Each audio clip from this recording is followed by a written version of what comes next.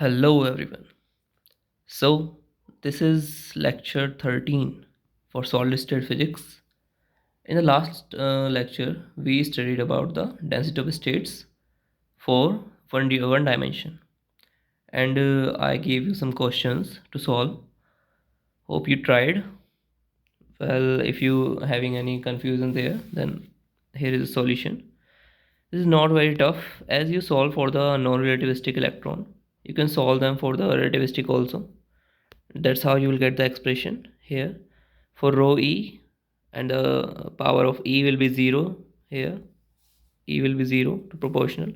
Okay, and in the second question, that was for the photon, and same way as we multiply 2 in the non-relativistic case, we will multiply with 2 here also.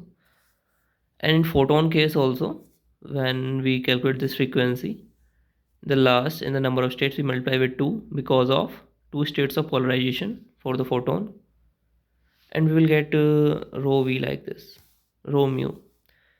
So we just need a relation to relate k with that quantity, or quantity actually. So that relation will give us dk in the form of that quantity, and we can just substitute. Here is, this is for phonon. We know that here vs is the speed of phonon, or velocity of phonon. So here comes this relation. They all are independent actually, so their plot will be constant. But in the last that was for magnon. So here we get this relation in the last. We applied same formula in every question. Just what we derived, that was gk dk is equal to l by pi dk. So we just calculated the relation dk and substitute here and divide by that quantity. We will get the density, and it came out to be omega to the power minus half, and it will be plotted like we plotted for the non-relativistic electron. Okay, so let's move forward. Today we will see how we find the density of states for the two dimension. Okay, for that particularly, first we need to understand some things. What are those things? So in the one dimension, when we find that relation, that was we considered that there is this wall and this rope is tied, and it is a bound motion. So we get those modes, and those modes we actually related them with the states. Okay, because states are nothing but the modes of vibrations, one mode, second mode, third mode. So we just count the number of modes, and that actually give us the number of states. So in 1D, that was this. Now if we consider about in a unbounded, or we can more particularly, that is periodic medium. So what type of modes we get? What type of modes we get? Okay, so if let's see, if there is this type of structure, and it is just oscillating, means rope is like this way and they are oscillating. Now it is periodic, it should be periodic, and it is there is no end, or you can't find the corner. That's why it is unbounded, we can call it. So it is independent of the ends, so it will oscillate like this. If we give it a equation to this, then it can be written like 2 pi r equal to n lambda, because this wave will adjust itself so that it will be in the integral value of lambda. Definitely it will be integral because it's in a periodic manner. So if it is this way, then n should be integer. So 1 2 3 4 5, it will be go like that. So from here, what just let's find out what modes are possible here. What modes are possible here? So we can just by seeing this figure, we can all predict that modes, and then we tried mathematically, then see will see that if though both result came out to be same or not. So let's, there was this rope. Now we separate these ends, and we just made a loop of this rope. It will be like this, 0 l, and we joined them together. Now it will oscillate like this in the first mode. It joined here, it must oscillate like this, or it can be in the other way. So if it should be periodic, then it will, the plot will be like this, 0 to l, 0 to L, it will be like this for this loop. But see here, this is not continuous here, not continuous here, and that's why this mode is not possible. Means it is for the first mode na, where lambda equal to 2L. Lambda will be like this, whole length will be equal to 2L, lambda will be 2L here. So this mode is not possible. Why? Because here we are getting this discontinuity in the plot. But if we go to the second mode, it will be like this. This means 0 to L, this will be like this wave. And if we repeat that, then it will give the same wave, and it is continuous here. Means in the second mode where lambda equal to 2L, sorry, lambda equal to L, or we can see from here lambda will be L and k equal to 2 pi by L. So we see here that the first mode is not valid, okay, and second mode will be stable, okay. So what are the modes we get which are possible? So that will be the second mode, the fourth mode, the sixth mode, and the others will not survive. Means they can't be formed in a periodic manner because of this reason. That's why we get these possible modes here. L equal to 2 pi by L, 4 pi by L, 6 pi L, and difference between each mode is 2 pi by L. 2 pi by L. So now this will be the case. So these modes are possible. Now we have to count them. So let's just count. Now there is this one another way to get the modes. We will see in the last. It is still in the one dimension. Huh? No, it's not one dimension. Well, it's more like a general case. So we are seeing for a free particle. For a free particle, how we define the wave function, that is phi x psi x is equal to e to the power I kx. That's how we define this. So psi x is equal to psi x plus L. Why? Because L is a period. After L, it will gonna repeat itself because it's a periodic wave. So phi x will be psi x will be psi x plus L. Now psi x is equal to e to the power I kx, and for x plus L it will be e to the power I kx plus L. Okay. Now from here, if we take this out, e to the power I kx, e to the power I kl, then this part will cancel out, and we will get e to the power I kl equal to 1. Now this 1 can be written like this: e to the power plus minus 2n pi I. How? We know that e to the power I theta equal to cos theta plus I sin theta. So if we expand it, what we will get? The cos 2n pi plus minus will give out the same result, because cos minus theta equal to cos theta. So cos 2n pi plus sine plus minus 2n pi. So sine will be 0 because 2n pi will always give sine as a 0. That's why we will get cos 2n pi. And what is the value of cos 2n pi? For every n, it will be 1. That's how we can write 1 like this. Now compare ikl equal to 2n pi I plus minus. From here we will get k equal to 2n pi by L. Now substitute for n 1 2 3 4 5 6. We will get these values. So we are getting the same result as we just take out from this our imagining 2 pi by L 4 pi L. So we get the same result. Sorry. Now what are the number of states? So as we used last time, what we calculate, the difference, the dk divided by each is the distance between each. So that will give us the total number. Means if there is this dk energy gap or dk gap, and we need to find the modes in that dk, so we will divide from the small length between them. So that will give us the total number of modes. So just gk dk equal to, why we are multiplying with 2? So here if dk is something, so we are getting equal number of modes in plus and minus both sides. So that's why we are multiplying with 2, because that will give us the all numbers. because here we are just calculate the positive best, negative also exist. That's why.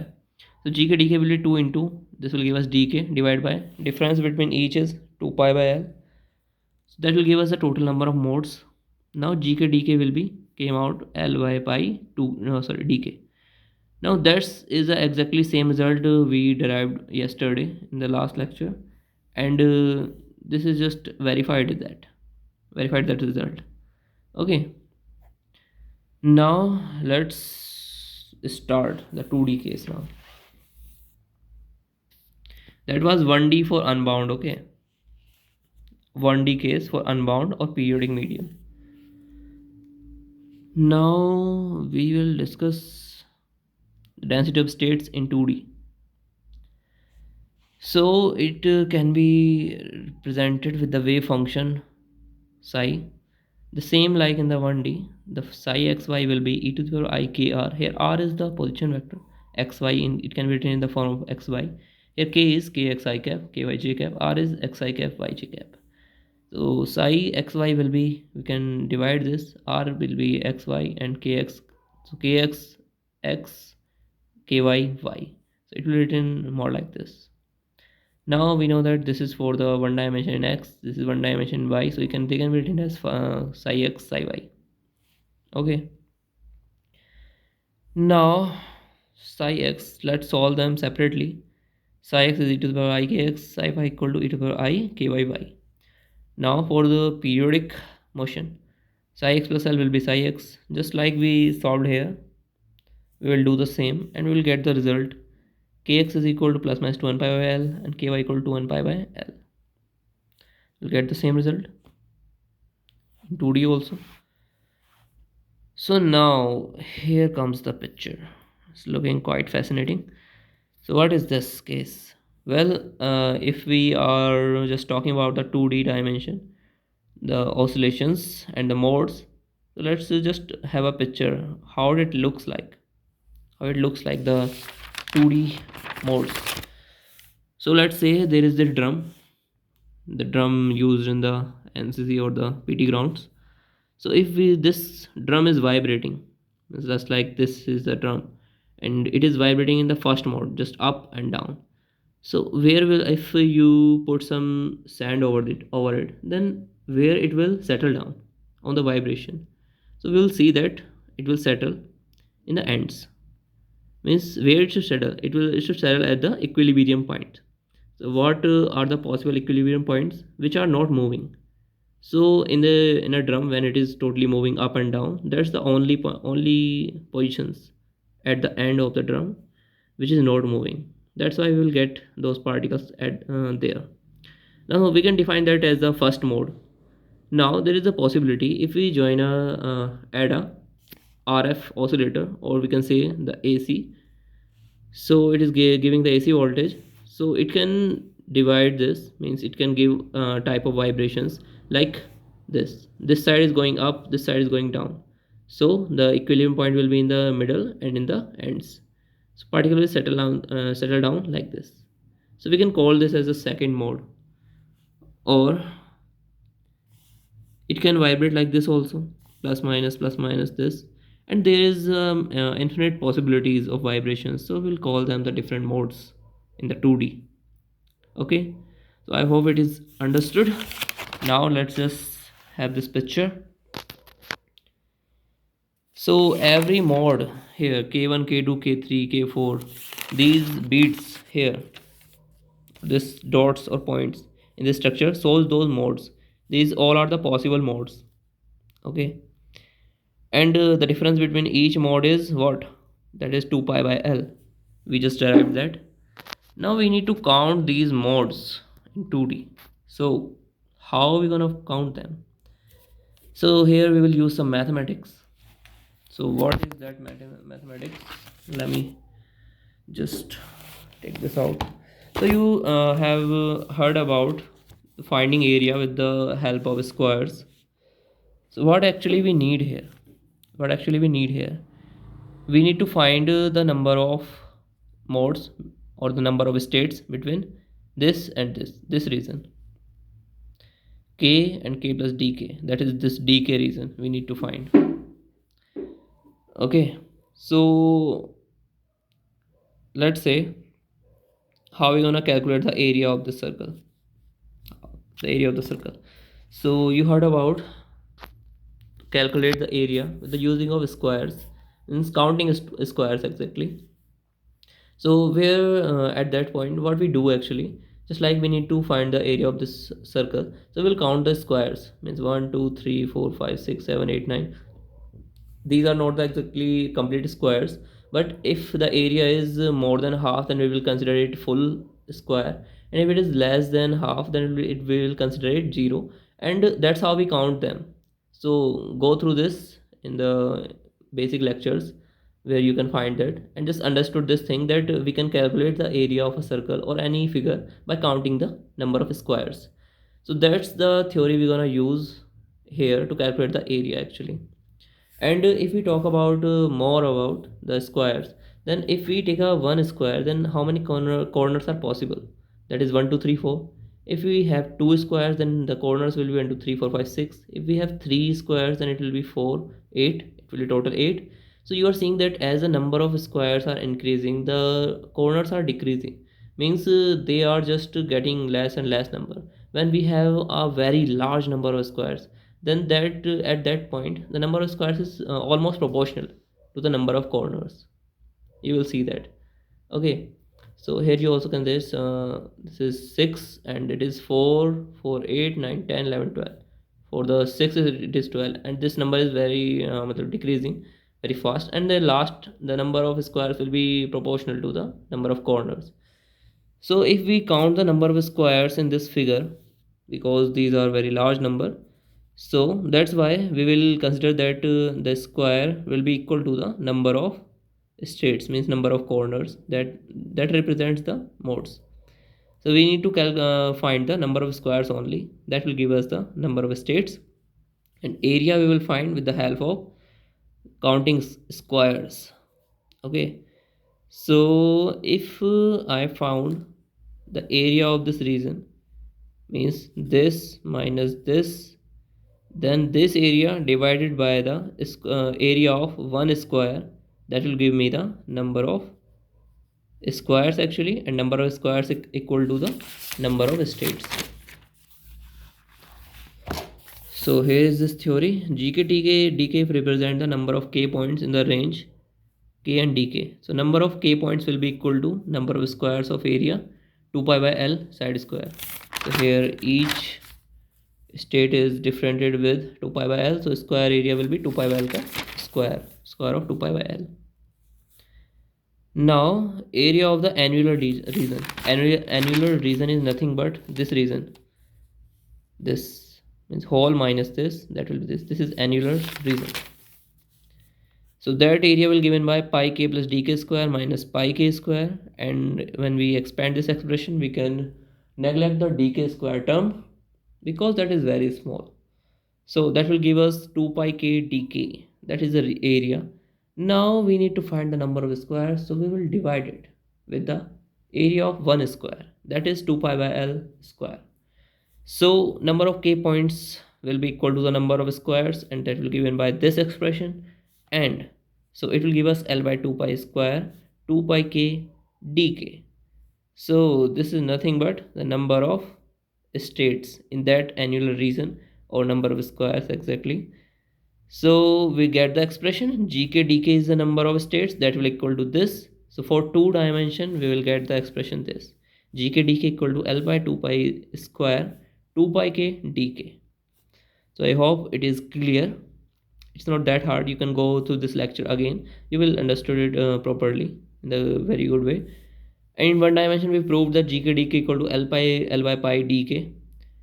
Similarly we also can prove, you should try to prove that in 3D we have. Otherwise I will solve it in the next lecture, but first you need to try by yourself that in the three dimension gk dk equal to l by 2 pi cube 4 pi k square dk. Try to prove this. So in the last you get these three results for all the cases, and just remember these results and you will be able to find the number of states for any particle in any case. Now there is some homework There is some more homework actually.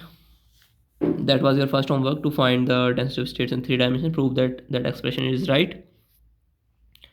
Now try to solve these questions. Find the density of states for following system: free non-relativistic electron, 2D, 3D, and plot. Free relativistic electron, 2D, 3D, plot. For photon, same for phonon and magnon. Just see these quantity what you need to find in terms of which. Now there is this trick. With the help of this trick, you will be able to solve this all density of states question very easily. Means if mostly questions are asked like how it depends on the power of that, and how is the proportionality, how a plot will came. So you can find that easily with this trick. So what is the trick actually? For a general dispersion relation, what are the dispersion relations? We know that if E comes to in terms of k or omega in k, we call those relations as dispersion relation. So here, if energy came out to be proportional to k to the power s, where s is the power number and omega is k to the power s. So if the expression we have something like this expression, so we can write the density directly, that rho e will be e to the power d by s minus 1. Here d represents the dimension. If we it is for the one dimension, then d will be 1, and if s is something power that is 1, then that it will give us e to the power 0. So rho e will be proportional to e to the power 0 for one dimension. For two dimension it will be 2 by s. If it is 1, that is e to the power 1. That's how we're gonna find this. Like we just proved that in the first case, for the electron, the relativistic case, we get this relation in the last: GEDE, or rho e is equal to, here e to the power 0 it is. So one dimension relativistic case, we get this case. So here we can see that E is proportional to k to the power 1. So if E is proportional to k to the power 1, so s equal to 1. So put s equal to 1 and d equal to 1, we will get e to the power 0. So we'll get this answer. Here also just take this case for the magnon. Here omega is k to the power 2. Omega is k to the power 2. So if we have this omega k to the power 2, so for s equal to 2, put s equal to 2 here, and d is 1. 1 by 2 minus 1, it will give us minus half. So rho omega will be proportional to omega to the power minus half. And when we solve that, we get the same result. So it is valid for all particles in all the cases. Just put the dimension here and the power of k. In any expression, you will get the final result. You can verify them with all the particles, the photon, phonons. You will get the result just like you get manually. And there was this factor multiplication we discussed, that for electrons we discussed for the degeneracy 2. So it will be multiplied in all the cases: one dimension, two dimension, three dimension. For photons, you will multiply 2 in all the cases: 1d, 2d, 3d, when you finding the number of states. And that 2 is because of two states of polarization in photon case. For phonon, you will multiply respectively in the 1d 1, 2d 2, 3d 3. Find when you're finding the number of states. For magnon, you will multiply with 1 in all the cases. Means no need to multiply anything. Okay. So here we end this lecture of today. So try to solve these questions and go through these tricks and revise what I just told you. Then we're gonna start the lattice vibration in the next lecture. Okay, then take care. Thank you.